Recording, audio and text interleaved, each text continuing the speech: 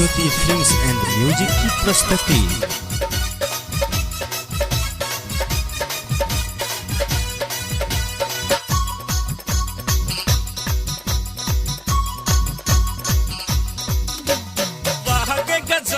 कमर लचकावे छ तिरछी नजरिया सकन खिचलावे छ अंग अंग पलंग तोर छो हे गे अंग अंग पलंग तोर छो गे पारो भाती तोहर बेजोर छो गे पारो भाती तोहर बेजोर छो बाहके गजब के कमर लचकावे छ तिरछी नजरिया सकन खिचलावे छ अंग अंग पलंग तोर छो हे गे अंग अंग पलंग तोर छो गे पारो भाती तोहर बेजोर छो गे पारो भाती तोहर बेजोर छो।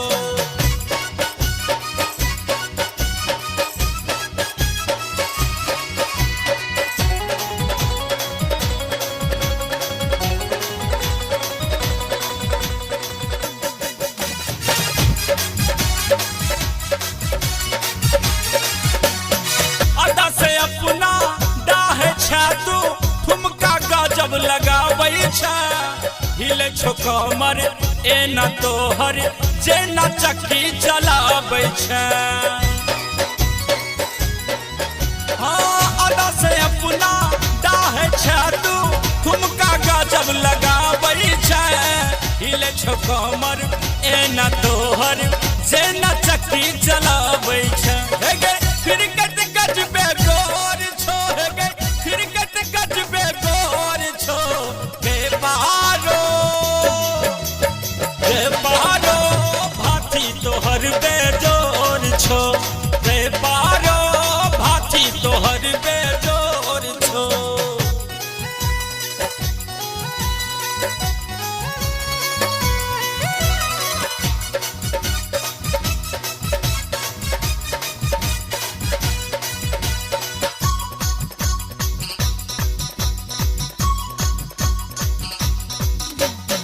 कदर मचाबो बाजा तोहर मन सब हक सनकाबोगे जर्मन रीड के तोहर जवानी दिल में आग लगाबोगे।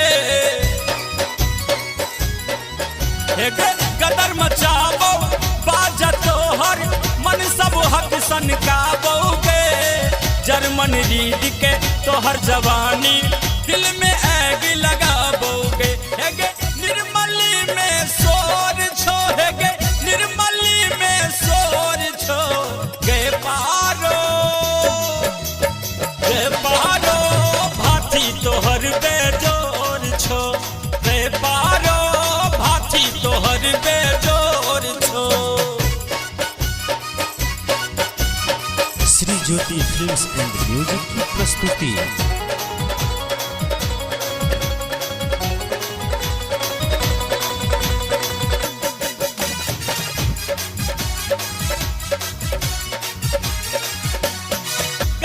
फुर्ती छोगे पारो तोरा कमर कमानी में एक न एक दिन आसुरेबो तोरा भरल जवानी में।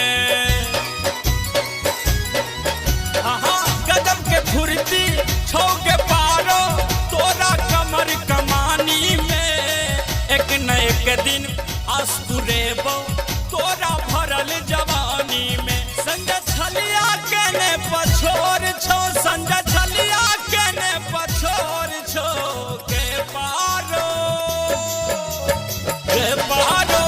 भाती तोहर बेजोर छो गे पारो भाती तोहर बेजोर छो।